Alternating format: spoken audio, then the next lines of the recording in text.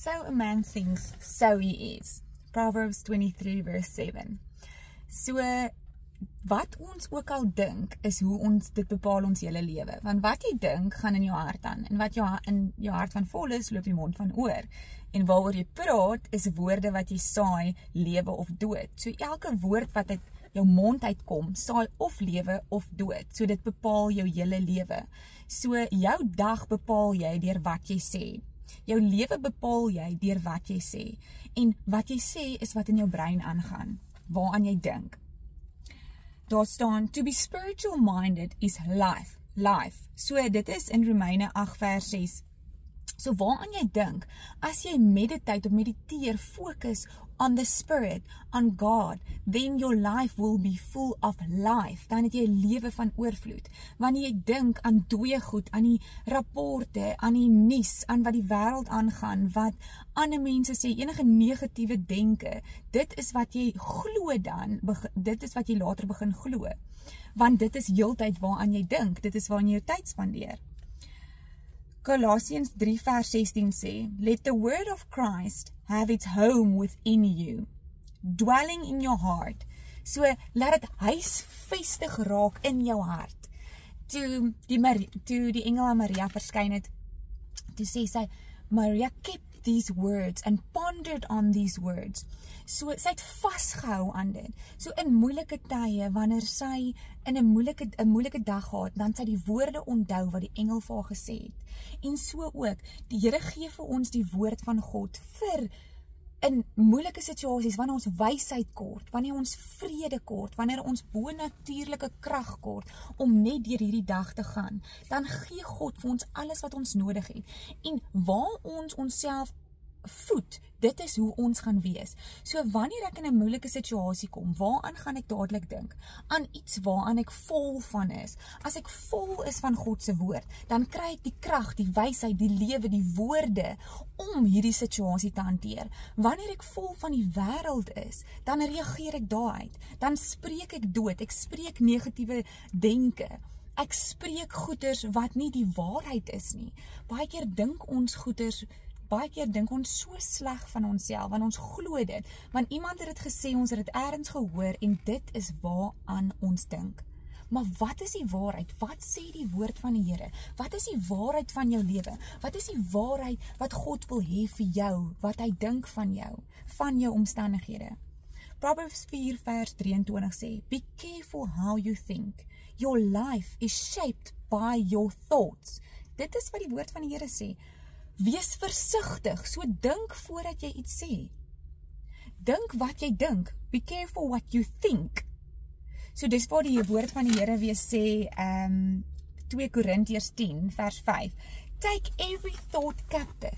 So gooi weg wat jy al daai denke in jou, soos wat jy ry en soos wat jy loop en wat jy in die nag wakker lê en jy dink aan hierdie dinge, wat nie waar is nie, gooi weg die leuns van die vyand.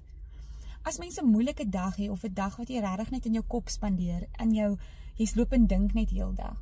As jy voel, dit is besig om jou onder te kry, en jy kan net nie uit dit uitkom nie, voed jou met die woord van die Here, voed jou met die waarheid, gooi daai slegte denke weg, want dit bepaal jou lewe, dit bepaal hoe jou dag gaan verloop.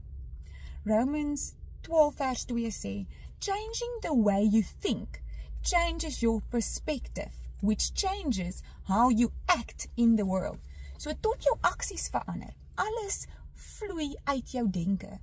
Jou denke vloei na jou hart toe. Wat jy sê en wat jy doen kom uit jou hart uit. Wat jy praat, saai of lewe of dood.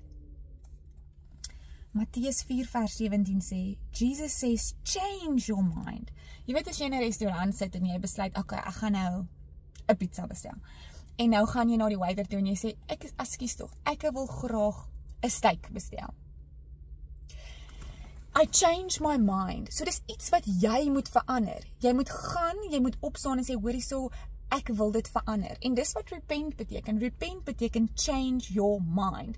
So as jy al vir jare iets glo, jy glo vir jare, dit is die waarheid, dit is die weg, dit is hoe dit werk.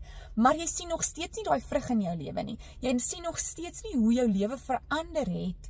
jou denke, jou manier van dinge doen, dit het nog steeds nie, dis nie vol lewe nie, dis nie vol hoop en vol geluk nie. Okay, so, dit dra nie die regte vrug nie. Verander jou denke dan. Gaan repent, verander dit. Hoe verander mense? Deur 'n ander keuse te maak, deur 'n ander inligting te kry. Die inligting, die waarheid is in die woord van God. Net hier omblaai. Proverbs 23 sê, as someone thinks within himself, so he is. Soos jy dink, so gaan jy wees. En hoe jy gaan wees, beïnvloed alles. Jou werksomstandighede, jou toekoms, jou manier van dinge doen, van aanpak. Wat jy dink, gee vir jou die boldness om 'n situasie aan te pak. Gee vir jou die vrede om liefde te wees in 'n ander situasie, in werk, met jou kinders. Gee vir jou die hoop vir môre.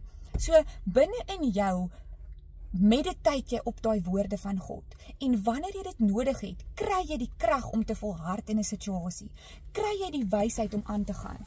In 2 Timothy 1:7 sê die Here, God didn't give us a spirit of fear, but a spirit of power, love and a sound mind. Hy het vir jou die mind gegee, so dink aan die regte dinge. Meditate on the word of God.